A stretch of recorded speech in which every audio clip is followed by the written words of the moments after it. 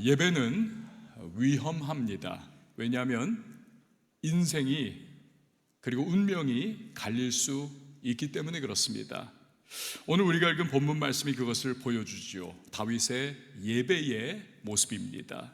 하나님의 임재를 상징하는 언약궤를 자신이 살고 있는 다윗성으로 모시는 거죠. 그러면서 어린아이처럼 막 춤추고 열정적으로 하나님 앞에 예배하며 뛰어놉니다. 얇은 배로 만든 에봇을 입었기 때문에 그가 막 춤추고 경배하고 예배함에 따라서 그의 속살이 막 이렇게 드러나 보이기도 하는 거죠. 그래도 상관없는 겁니다. 하나님께서 우리가 살고 있는 이 다윗성으로 언약궤와 함께 임재로 함께 하시는구나. 이게 너무너무 기뻤기 때문에 그렇습니다. 다윗은 이렇게 온몸으로 예배하는 가운데 하나님과 친밀한 교제를 나눕니다. 심령에는 막 기쁨이 샘솟듯 하는 것입니다. 영적으로 마치 가장 높은 최고봉에 선 것과 같이 고양되더라는 것입니다. 하나님은 이러한 다윗을 아주 크게 복을 주십니다. 그가 통치하는 시대에 이스라엘이 역사상 가장 전무후무한 부국 강병의 시대를 구가를 했던 것이죠. 자, 그런데 이러한 다윗의 예배를 지켜보던 이가 있습니다. 바로 그의 아내 미갈입니다. 미갈은 백성 모두가 동참한 다윗의 예배에 함께하지를 않습니다. 그저 창문으로 바라볼 따름입니다. 그뿐 아니에요. 남편을 마음으로 업신여깁니다. 야, 왕이면 왕답게 채통을 지켜야지 저 무슨 추태인가, 속살이나 다 내비치면서 왕의 권위는 다 어디 갔단 말인가, 막 그냥 마음속으로 자기 남편 굉장히 그냥 비판하고 비난을 하고 있어요. 때가 되어 기쁨과 감격으로 춤추며 예배하던 다윗이 드디어 집으로 돌아옵니다. 그때 그냥 막 미갈이 막 쏟아내는 겁니다. 당신 왕 맞아요? 왕이면 왕답게 굴어야지. 그거 뭡니까 그거? 방탕한 자처럼 부끄러운 줄도 모르고 속살이나 내비치고 보던 내 낯이 다 뜨겁습니다. 이러면서 그냥 막 속사포예요. 미갈은 하나님을 예배하는 대신에 남편의 전심 어린 예배를 인간적으로 판단하고 비판하기에 몰두하고 있습니다. 이처럼 예배에 실패하니까 그녀는 은혜가 다 떨어지는 거예요. 그리고 영적으로 고갈되어 버립니다. 문제는요, 거기서 끝나지 않더라는 것입니다. 성경은 미갈이 그 일로 인하여 죽을 때까지 자녀가 없었더라. 고대 이스라엘 사회에서 자녀가 없었다는 것은요, 남편이 죽으면 길거리 낳는 걸 의미합니다. 봉양자, 자신을 지켜줄 후계자가 없다는 것이기 때문에 그렇습니다. 즉 미래가 없는 여인이요, 고통과 괴로움이 기다리고 있는 인생이 될 수밖에 없는 것입니다. 자, 여러분 잘 보세요. 두 사람은 한 입을 덮고 자는 부부였습니다. 그럼에도 불구하고 예배라고 하는 것을 통해서 운명이 갈리는 것입니다. 그래서 예배는요, 위험한 것입니다. 우리에게도 마찬가지입니다. 오늘 이 시간 같은 자리에 예배의 자리 가운데 우리 나와 있습니다. 어떤 분은 다윗의 예배를 드리고 있을 거예요. 전심을 다해서. 그래서 하나님의 은혜를 풍성하게 누리면서 그가 주시는 축복을 받아가는 것입니다. 반면에 어떤 분은요, 마치 창밖으로만 내다보던 미갈처럼 예배의 자리에 앉아는 있으나 영적으로는 방관자입니다. 구경꾼입니다. 이 시간 이 자리 그냥 그렇게 있는 거예요. 심지어는 꼭 저렇게 예배해야 하는가, 꼭 저렇게 기도해야 하는가, 전심으로 하나님을 찾고 예배하는 이들을 속으로 판단하고 또 비판할 수도 있어요. 비난할 수도 있어요. 이런 경우에 은혜 받아야 할 예배 시간이 시험을 받는 시간이 되는 것입니다. 마음이 완악해지는 시간이 될 수 있는 것입니다. 결국 은혜가 없으니까 삶의 만족이 있을 수 없고 기쁨이 찾아올 수 없고 결국 인생이요, 늘 불안불안한 것입니다. 여러분, 이처럼 예배는 누군가에게는 은혜와 축복의 통로가 되지만 누군가에게는 오히려 은혜와 축복으로부터 더 멀어지는 그러한 상황이 될 수도 있습니다. 그래서 예배는 위험할 수가 있는 것입니다. 여러분이 기도해 주셔서 에티오피아 선교센터 준공식과 또 전도 집회를 잘 다녀올 수 있었습니다. 언제나 이렇게 집회를 하던 해외 나가보면 우리 성도님들이 기도해 주시는구나, 그 중보적 기도의 힘을 이렇게 느끼곤 해요. 우리 20명 가까이 됐던 팀원 전체가 한 분도 아픈 분 없이 건강하게 성령으로 충만해서 모든 맡겨진 사역을 잘 감당하고 무사 귀환을 한 것, 여러분이 기도해 주신 은혜인 줄 믿습니다. 이번 일정에서요, 가장 인상 깊었던 것이 무엇이었을까 생각을 해봤어요. 여러 가지 있었지만 그 중에 단연코 정말 제 마음속에 다 각인된 것은 이 아프리카 사람들, 에티오피아 사람들이 하나님 앞에 막 춤추고 뛰고 자기들의 열정을 다해가지고 막 예배하는 그 모습, 이게 여기에 딱 남아있는 겁니다. 처음에는 그런 모습을 볼 때 문화 충격이 좀 있었습니다. 저도. 왜냐하면 너무 열정적인 거예요. 그냥 우리는 찬양해도 이 정도 하잖아요. 이분들은 그냥 막 뛰는 겁니다. 1m를 막 뛰면서 막 그냥 찬양을 다 온몸 던져서 하는, 이걸 처음 본 거예요. 그러니까 그 안에 들어가 있으면서 나는 어떻게 스탠스를 잡아야 될까? 나도 저분들처럼 이렇게 뛰면서 찬양을 해야 될까? 아니면 그냥 가만히 찬양을 해야 될까? 이거 어떻게 해야 되는가? 쭈뼛거릴 수밖에 없었습니다. 그때에 그 고민 가운데 잠깐 있었는데 오늘 이 본문의 다윗의 모습이 떠올랐던 것입니다. 그래서 제가 마음을 빨리 잡았어요. 다윗이 춤추며 기뻐하며 그렇게 하나님께 경배하고 예배했지. 그렇다면 나도 이 아프리카 사람들하고 함께 같은 모습으로 예배하고 찬양하자. 그래서 마음을 딱 비워버리고, 그리고 그때부터 저도 막 뛰고 춤추고 이러면서 함께 예배하고 찬양했던 시간입니다. 여러분, 잠깐 그 현장으로 여러분을 초대합니다. 영상을 통해서.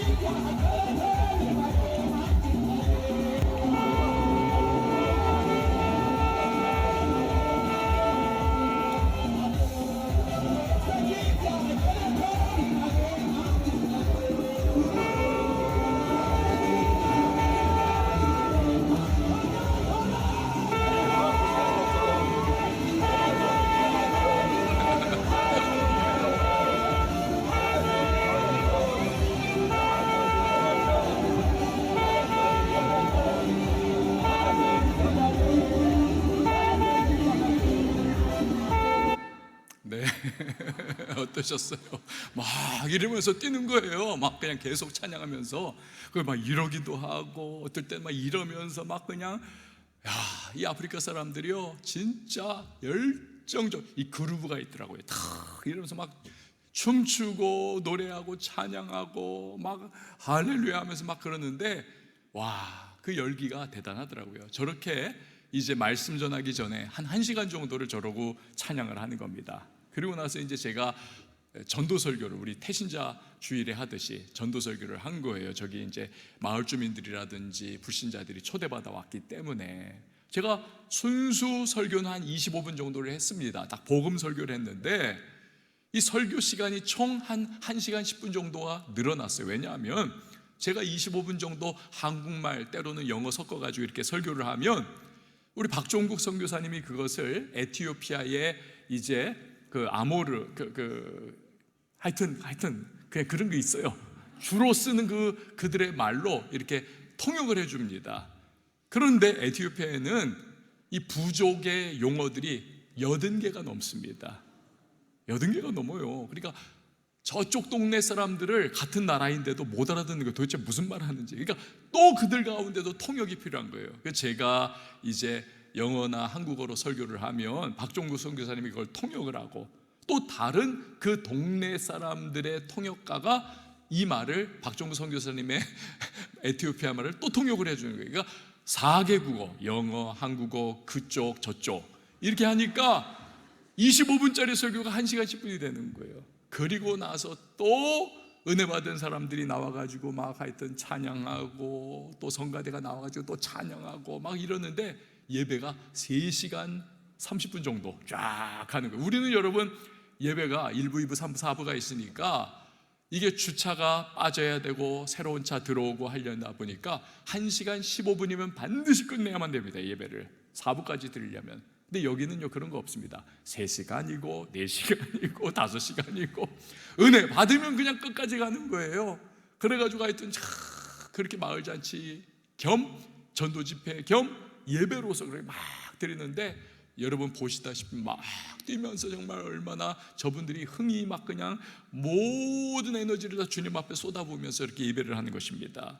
근데 선교사님 말씀으로는 저렇게 3시간이고 4시간이고 막 춤추고 찬양하고 예배할 때 저들의 마음속에 막 응어리져 있었던 상처가 회복이 되고 치유가 되고 결박이 끊어지고 귀신이 쫓겨나가고 질병이 떠나가고 치유와 회복이 나타난다는 것입니다. 왜 아니겠습니까? 하나님만을 바라보면서 어린아이처럼 저렇게 막 자기를 드리면서 찬양하고 막 모든 것 열정 다해가지고 하나님 앞에 예배하다 보니 하나님이 은혜를 주시지 그게 뭐 다른 걸 어떻게 하겠습니까? 주실 수밖에 없는 거예요. 사랑의 하나님께서 그 자녀에게. 그래가지고는 그런 치유와 회복이 풍성하게 나타난다는 것입니다. 할렐루야.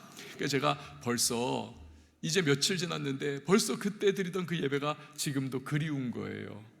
정말. 그래서 우리도 막 그렇게 뛰면서 예배를 드리면 얼마나 좋을까.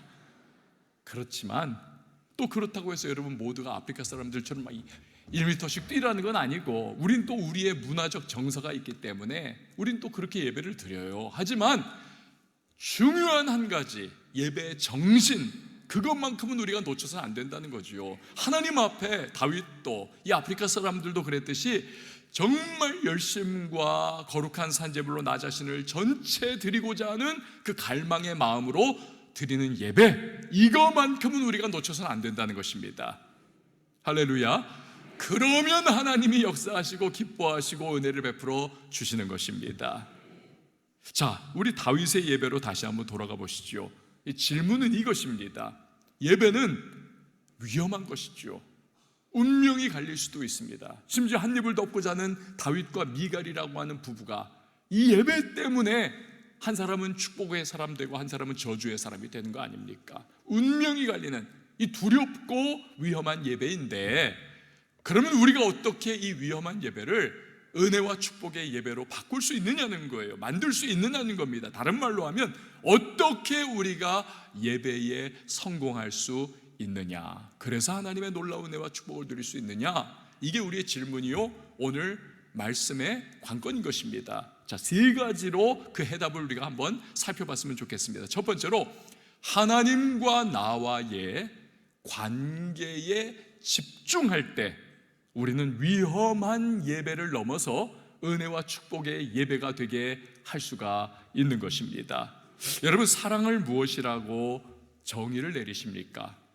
사랑은 눈물의 씨앗입니까? 뭐 그런 것일 수도 있죠. 괴로움 많으니까 사랑하다 보면 여러 가지 다양한 의견이 나올 수 있지만 또 한 가지는 사랑은요 철저하게 배타적인 것입니다. 그 사람과 나 둘 사이에 이루어지는 것이 사랑입니다. 누가 끼어들 수 없어요. 드라마의 주 소재인 삼각관계, 요건 흥미진진하고 재밌긴 하지만 그러나 반드시 비극입니다. 한 사람은 고통에 빠질 수밖에 없는 거지요. 여러분, 예배가 바로 그렇습니다. 예배 받으시기에 합당하신 하나님, 그분과 예배 드리는 나, 이 둘만 있는 것입니다. 예배는요, 진정한 예배는 다른 누가 끼어들 수가 없어요. 다른 누가 간섭할 수 없어요. 내 온 마음을 오로지 하나님께 초점 맞춰 드리는 예배, 그것이 필요한 것입니다. 그것이에요. 다윗의 예배가 그러했던 거죠. 그는 왕이 아닙니까? 온 백성 앞에서 채통을 드러내야 하고 절대적인 권위를 드러내야 하는 그러한 존재. 그런데 왕이 뛰면서 막 춤추면서 에봇이 막 흘렁흘렁하면서 속살이 다 드러나는 이러한 열정으로 하나님을 예배하고 있더라는 거예요. 도저히 그것을 용납할 수 없었던 아내 미갈이 막 비난을 쏟아내니까 그때 다윗이 한 대답이 뭡니까? 21절 같이 한번 읽어보시죠. 시작. 다윗이 미갈에게 이르되 이는 여호와 앞에서 한 것이니라. 아멘. 여호와 앞에서. 다시 말해서 다윗은 춤추며 예배할 때에 하나님의 시선만을 의식했지 다른 누구의 시선도 의식하지 않았다는 것입니다. 여러분, 놀라운 영성이 아닐 수가 없는 것이죠. 우린 누굽니까? 우리는 사람들이 뭐 많이 우리를 주목하는 자들도 아니잖아요. 우린 그냥 보통 사람들 아닙니까? 근데 우리는 예배할 때 보면 굉장히 다른 사람들 시선을 의식합니다. 내가 지금 나이가 몇인데 내가 그냥 경박하게 그냥 박수를 이렇게 막 세게 치나? 내가 목사인데, 내가 장로인데, 내가 권사인데 내가 그냥 손을 드나? 이러면서 우리는요 굉장히 다른 사람 신경 써요. 사실 다른 사람들은 우리한테 별 관심 없습니다. 자기 스스로의 성벽을 쌓으면서 그 안에 들어가 가지고 하나님과의 예배에 어떠한 그냥 온전한 감격과 오고 가는 것을 스스로 막아버리는 모습이 우리의 모습입니다. 사이프러스의 종교 지도자요 정치가이기도 한 마카리오스에게 어느 날 한 신학생이 찾아왔어요.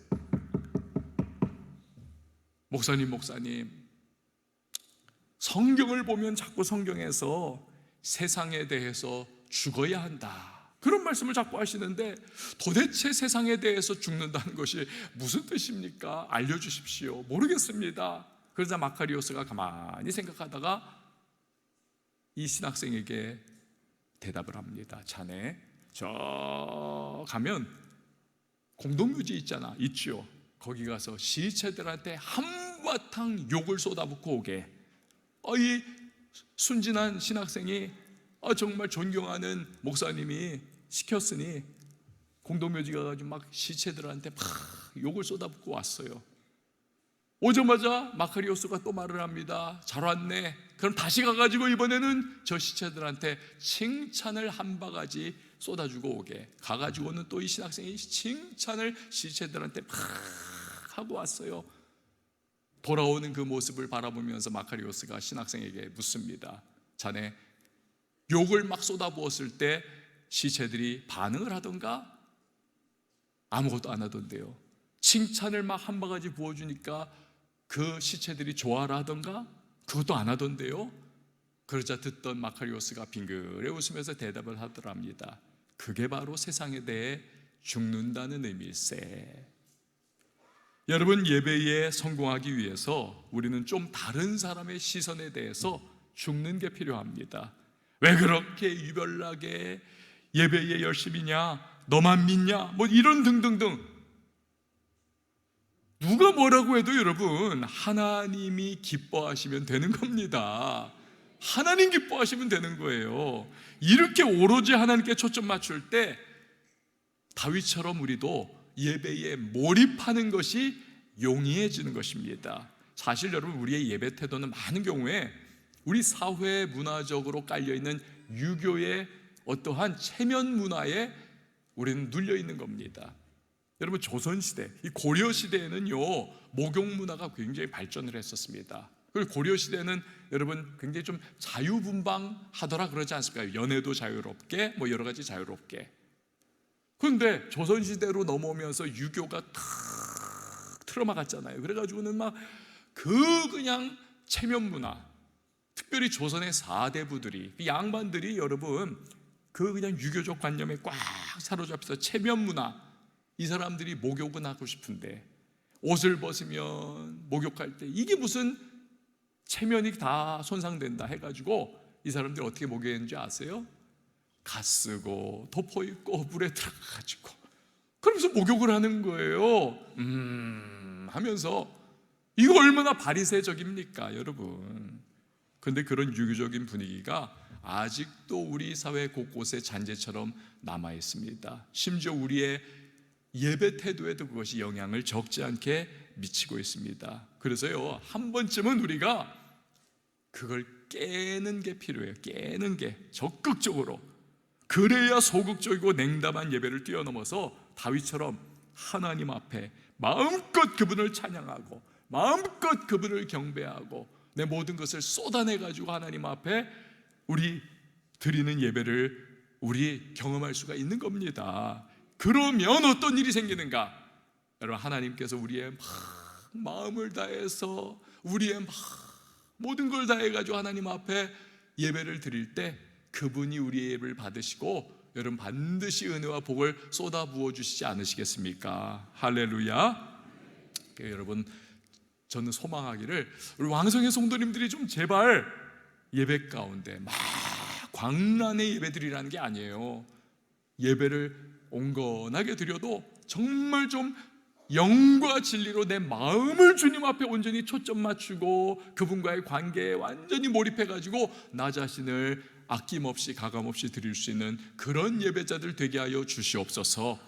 그러면 하나님이 하늘의 문 열어주시고 복을 부어주시지 않으시겠습니까? 두 번째로, 위험한 예배이지만 이 예배를 어떻게 은혜와 축복의 예배로 또한 우리가 바꿀 수 있는가? 두 번째, 베푸신 은혜와 구원의 감격을 기념하며 기억하고 예배하는 것입니다.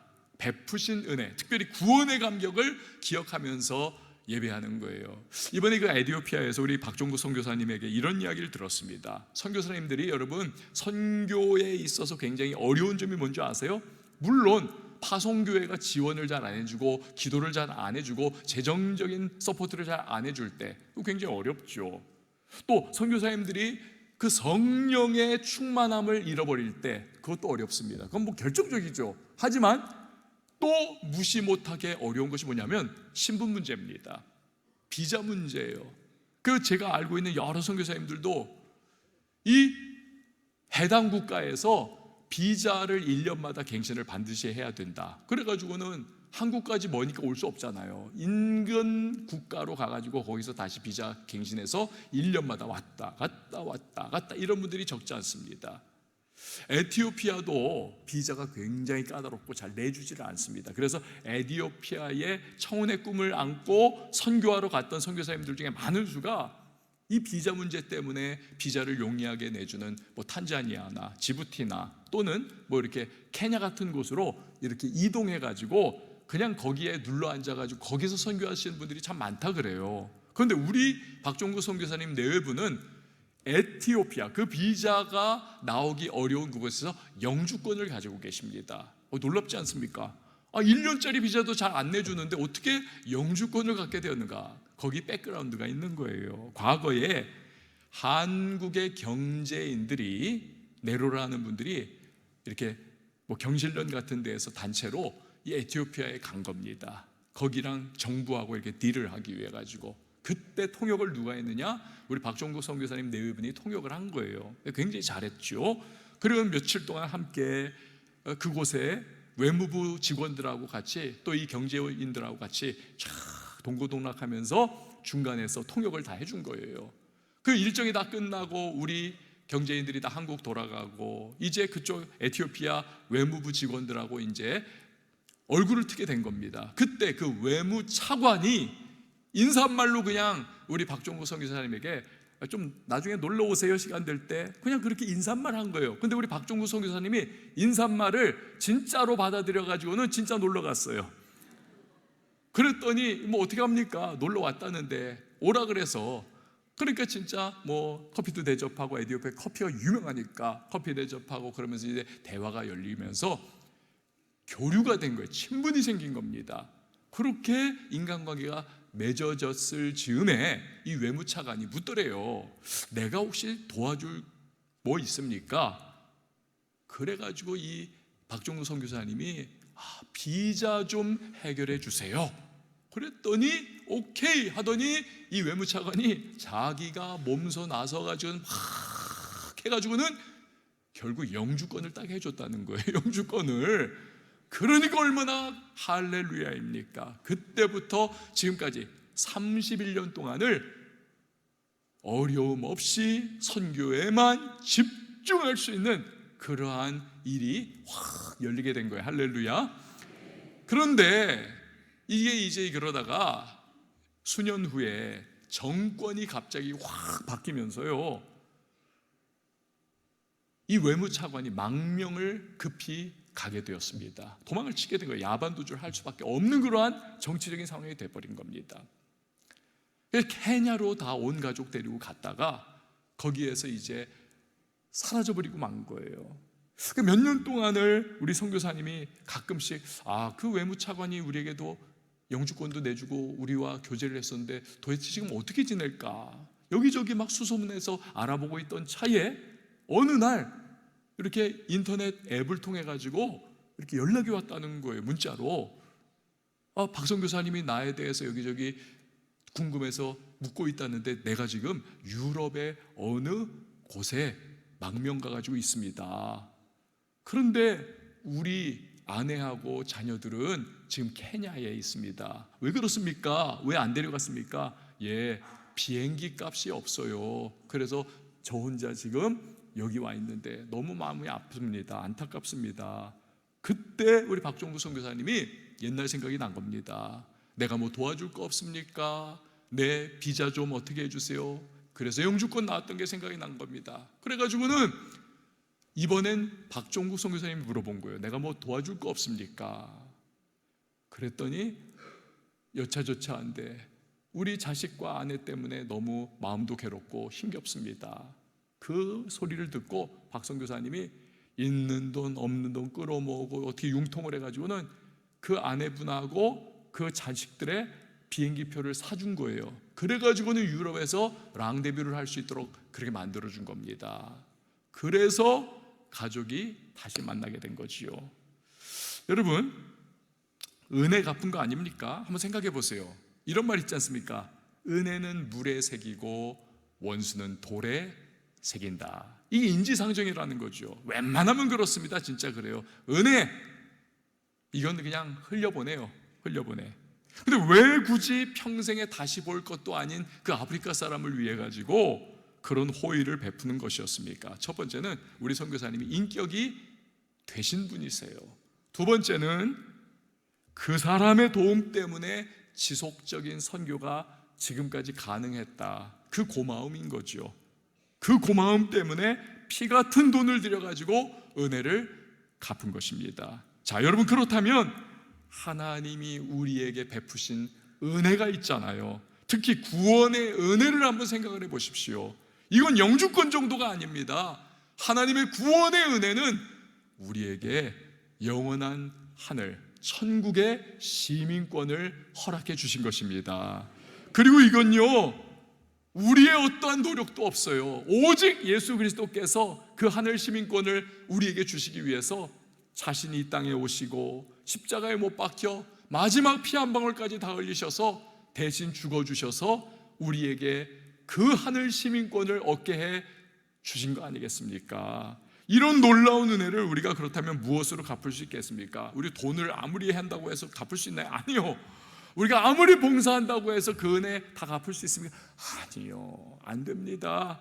갚을 수 없어요. 그렇기 때문에 우리는 하나님이 내게 베푸신 그 구원의 은혜와 그 정말 감격스러운 주님의 은총들을 생각하면서 내 인생을, 내 생명을, 내 몸을 거룩한 산제물로 하나님 앞에 예배 가운데 드리기에 힘쓰는 것입니다. 진정한 예배, 최선의 예배를 드리면서 하나님, 나를 통째로 기뻐 받아 주시옵소서. 나를 받아 주십시오. 이렇게 예배 가운데 우리는 하나님 앞에 나를 올려 드리는 겁니다. 오늘 본문에 나온 다윗을 보세요. 그가 왜 이렇게 열정적으로 하나님 앞에 왕임에도 불구하고 채통 다 내려놓고 권위 다 내려놓고 베옷 입고 뛰고 춤추면서 하나님 앞에 어린아이 재롱 부리듯이 그렇게 예배하는 그런 모습입니까? 왜요? 은혜 받은 그걸 자기가 기억하는 겁니다. 내가 어떤 은혜를 받았던가?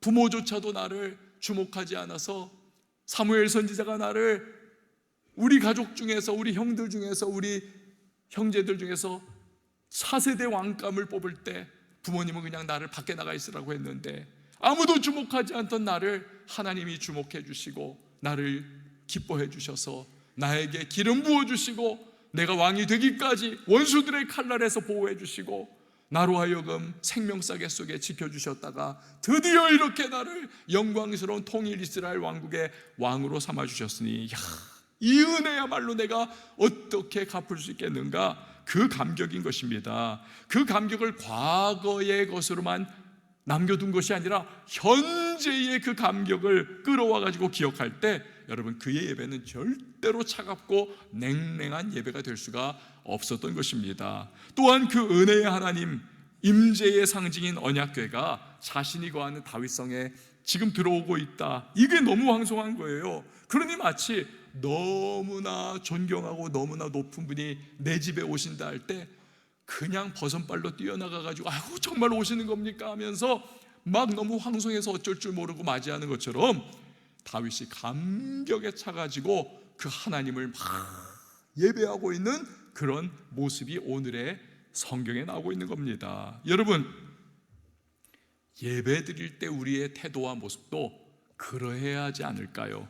지금까지 크고 작은 은혜 베풀어 주신 주님이십니다. 무엇보다도 구원의 은혜를 베풀어 주신, 내게 영원한 생명 주신 하나님께서 예배를 통해서 또다시 내 삶에 임재하신다. 이걸 생각하면 여러분, 우리의 예배는 절대로 냉랭할 수가 없는 것입니다. 할렐루야. 그렇습니다. 열정적인 예배와 냉랭한 예배를 가르는 결정적인 요소가 바로 그거예요. 주님이 베푸신 은혜를 내가 기억을 하느냐, 기억을 하지 않느냐, 특별히 영원한 죽음에서 영원한 생명으로 나를 구원해 주신 그 은혜를 내가 기억을 하느냐, 망각하고 있느냐. 존 뉴턴 목사님은 그걸 기억한 거예요. 나 같은 노예상인 인간 말종, 이런 나를 하나님이 저주로 그냥 지옥 백성 삼지 않으시고 나를 구원해 주셨어. 예수 그리스도의 십자가의 은혜로 나를 구원해 주셨어. 이게 너무나 감사하니까 그가요, 어떻게 하나님을 찬양합니까? 나 같은 죄인 살리신 주 은혜 놀라와 잃었던 생명 찾았고 광명을 얻었네. 이 어메이징 그레이스 찬양으로 하나님을 예배하는 거죠. 그 크신 하나님의 사랑, 이 어메이징 그레이스의 4절 보면 여러분 어떠한 내용입니까? 거기서 우리 영혼이 주님의 은혜로 해처럼 밝게 살면서 주 뭐하리라? 찬양하리라. 여러분, 은혜를 경험했고 그 은혜를 기억하는 사람은 주님을 찬양하고 주님을 예배할 수밖에 없다는 사실을 여러분 꼭 기억을 하시길 바랍니다. 사랑하는 여러분, 혹시나 여러분의 예배가 매너리즘에 빠져 있으십니까? 지루하십니까? 예배의 감격이 이제는 사라지고 냉랭해져 있습니까? 그렇다면 베푸신 은혜, 특별히 구원의 은혜로 다시 돌아가셔야 해요. 그 방법밖에 없습니다. 그 방법밖에 없어요. 그리고 주님이 예배를 통해서 또다시 오늘 내 삶에 임재하시고 찾아와 주신다는 사실, 이것을 생각하시기 바랍니다. 그러면 은혜에 대해서 감격할 수 있고 감사할 수 있습니다. 또 언약궤가 다윗성에 들어오듯 예배통에 내 삶에 찾아와 주시는 하나님에 대해서 여러분 기뻐하며 춤추던 다윗처럼 우리도 감사하고 기뻐하고 할렐루야 하면서 우리 그렇게 예배할 수가 있는 것입니다. 그러면 하나님이 복을 주시는 거죠. 세 번째로, 우리가 예배는 위험한데 그 위험한 예배를 은혜와 축복의 예배로 바꿀 수 있는 세 번째는, 예배는요 축복이라고 하는 사실을 마음에 늘 기억하는 겁니다. 한번 저를 따라해 주십시오. 예배는 축복이다. 그렇습니다. 다윗이 심지어는 아내조차 이해하지 못할 정도로 기뻐 춤추며 막 예배했던 근본 배경은 바로 하나님의 축복이 오벳 에돔이라고 하는 사람의 온 가정에 막 폭포수처럼 부어졌다는 것을 그가 알았기 때문에 그래요. 이 예배의 사건 이전에 무슨 사건이 있었는지 아시는 분들은 아실 거예요. 하나님의 언약궤를, 임재의 상징인 언약궤를 발견을 했습니다. 그래가지고 그것을 소달구지에 실어가지고는 마치 그 블레셋 사람들이 가짜 우상들 나무로 만든 우상들 옮기듯이 그 똑같은 방법으로 그렇게 참 경솔하게 옮겼던 거예요. 하나님은 분명히 율법에 나의 언약궤는 제사장들이 어깨에 메어서 옮겨야 한다라고 탁 명문화를 하셨음에도 불구하고 그 말씀 지키지 않으니까 하나님이 진노하셔가지고 그 결과 웃사라고 하는 사람이 그 자리에서 즉사를 하지 않습니까? 그 즉사하는 모습을 보면서 다윗이 하나님을 막 두려워하는 거예요. 한편으로 섭섭해하는 거예요. 야, 우리가 그래도 하나님 언약궤를 기뻐하며 옮기는데 이렇게까지 하시는가? 이렇게 두려운 하나님이라면 죄 많은 우리가 살고 있는 다윗성에 절대로 못 드린다. 그래서 오벳 에돔이라고 하는 사람의 집에다가 석 달을 방치를 합니다. 오벳 에돔이 대신 그 언약궤를 지키고 보살피는 거예요. 근데 놀랍게도 그 석 달 동안 하나님께서 오벳 에돔의 집을 완전히 박살낼 줄 알고 완전히 그냥 무슨 역마가 다 낄 줄 알았는데 이게 웬일입니까? 하나님이 그냥 석 달 동안 복을 주시고 또 복을 주시고 쏟아부어 주시고 온 아예 가문에 복을 주시더라는 거예요. 그 이야기를 듣고는 다윗이 깨닫습니다. 하나님은 복 주시기를 기뻐하시는 분이시구나. 그래가지고는 막 마음이 변화를 받아가지고 내가 오해했구나. 다시 재정비하고 이제는 정말 말씀대로 제사장들이 어깨에 매가지고 다윗성으로 지금 오늘 본문에 나오는 것처럼 언약궤를 옮기게 된 거죠. 그러면서 막 다윗이 기뻐해가지고 막 춤추면서 하나님을 노래하고 경배했던 겁니다. 여러분, 그렇습니다. 하나님은 복 주시는 분이시고 예배는 축복이라는 사실을 믿으시길 바랍니다. 오늘 본문에 보면 언약궤를 옮기며 예배하는 다윗의 이 기사에 복, 축복 이런 단어가 4번을 반복을 해요. 4번을. 성경에서 반복은 중요하다는 의미입니다. 이처럼 예배에 성공하는 자에게 하나님은 복 주신다는 사실을 믿으시길 바랍니다. 성경 여기저기를 봐도 그래요. 믿음의 조상 아브라함 보십시오. 그는 어디를 가든지 제일 먼저 한 것이 하나님 앞에 단을 쌓고 예배드린 것입니다. 그럴 때 하나님은 그에게 복을 주셔서 복의 근원의 삶을 살도록 하지 않습니까?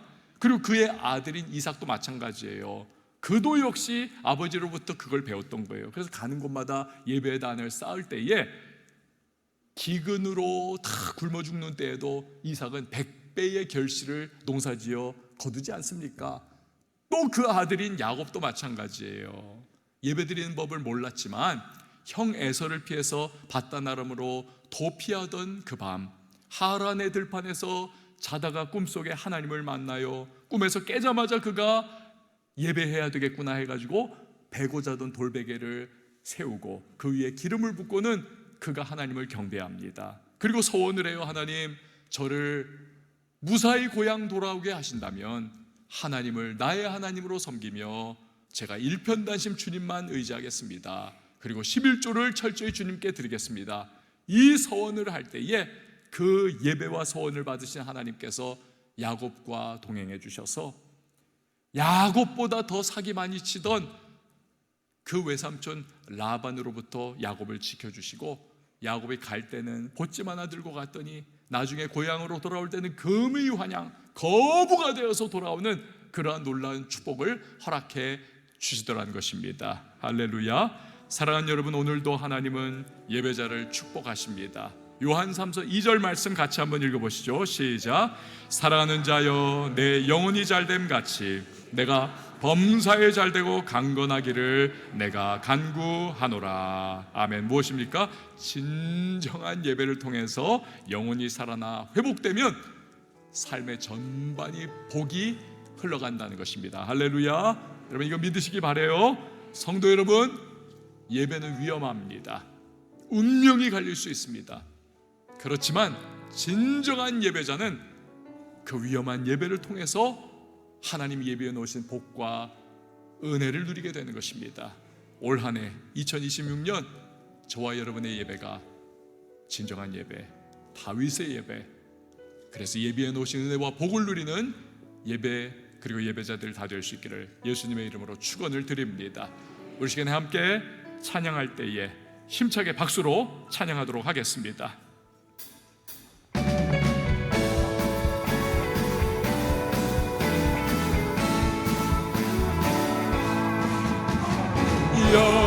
영광에 주님 찬양하세. 모든 영광 능력 찬송 예수님께. 영광에 주님 찬양하세. 주의 백성 모두 함께 찬양하세. 두 손을 높이 들고 주 이름 찬양.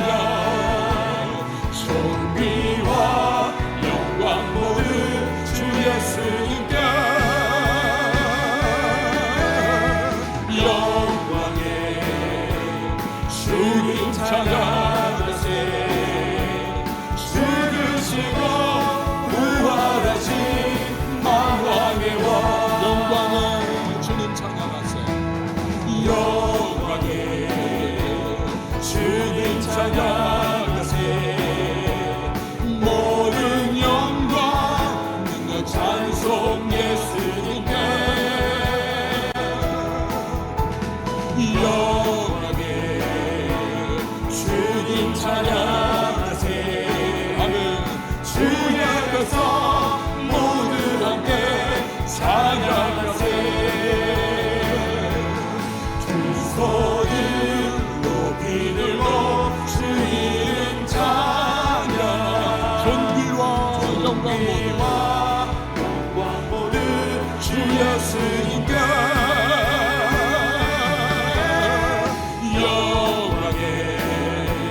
주님 찬양하세. 죽으시고 부활하신 만왕의 왕. 두 손을 높이 들고 두 손을 높이 들고 주 이름 찬양. 존귀와 영광 모두 주 예수님께. 영광에 주님 찬양하세.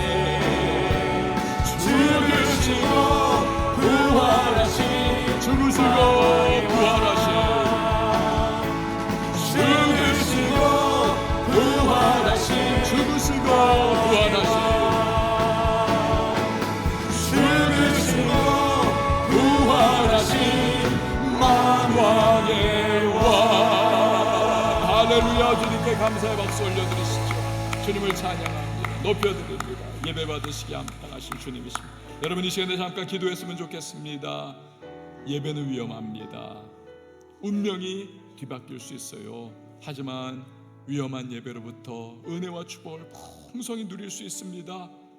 진정한 예배자가 될 때 우리는 하나님과 나와의 관계에 집중해서 예배해야 되고요, 베푸신 은혜, 특별히 구원의 감격을 기억하며 예배해야 합니다. 그리고 예배는 축복이라는 사실을 신뢰하고 믿으며 우리 열심히 주님 앞에 나갈 때 하나님이 예비해 놓으신 은혜와 축복을 물부터 기름부터 부어주시는 거죠. 여러분 이 시간 기도할 때 나의 2026년의 예배가 주님 다윗의 예배가 되게 하여 달라고, 그래서 예배를 통한 하나님의 은혜와 축복을 누리게 해달라고 오늘 말씀 기억하며 우리 주님의 이름 한번 외치고 기도합니다. 주여! 하나님 아버지, 예배가 우리 인생을 완전히 바꿀 수 있는 가장 위험한 함의 예배인 우리가 기억하며 나가기를 원합니다. 하나님 아버지, 주님 앞에 예배하는 우리의 마음이 주님께 마음대로 향하게 하여 주시옵소서. 다른 사람의 시선과 나 자신의 체면과 다른 세상의 다른 어떤 것과 근심과 아버지 나의 모든 사원들을 돌아보는 것이 아니라 예배를 하시는 그 상대에 있는 아버지 주님을 바라보며 주님의 시선만을 바라보며 주님 앞에 예배할 수 있는 자를 낼 수 있도록 지켜 주시옵소서. 예배하는 저희들 또한 아버지 축구약 시대 교사로 주님 앞에 나갔던 것과 같이 우리가 또한 예수의 믿는 가운데 구원의 확신과 기쁨을 가지고 주님 앞에 나가기를 원합니다. 예배 때마다 예수 그리스도의 그 구원의 은혜를 선포하며 주님의 그 피묻은 십자가를 하나님 아버지, 올 한 해 우리의 예배가 다윗의 예배와 같이 구원해 주신 주님에 대한 감사와 하나님과 우리의 관계에 초점 맞추고 예배가 축복이라고 하는 사실을 기억하며 최선 다하는 예배자들이 되게 하여 주옵소서. 그리하여 올 한 해 예배 가운데 주님을 만나게 하시고 베푸신 은혜와 놀라운 축복을 경험하는 모든 왕성의 성도님들이 되게 하여 주시옵소서. 감사드리며 예수님의 이름으로 기도합니다. 아멘.